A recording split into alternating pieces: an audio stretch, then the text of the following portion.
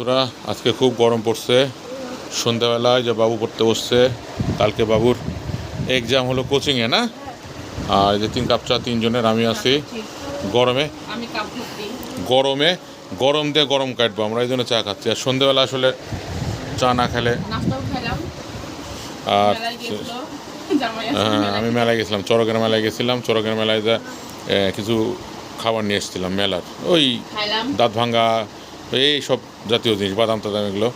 এখন পড়াশোনা, বাবু খুব ব্যস্ত পড়াশোনায়। আবার যাবো, তুমি চাটাও খায় নাও, ঠিক আছে। তো খুব গরম পড়ছে বন্ধুরা। তোমাদের এলাকায় কেমন গরম, তোমরা যেখানে থাকো কেরম গরম একটু জানাবা। আর খুব গরম, গরম। তো ঠিক আছে, আমরা চা খাই। শুভ সন্ধ্যা সবাইকে, সবাই ভালো থেকো আর আমাদের জন্য দোয়া করো। আল্লাহ হাফেজ।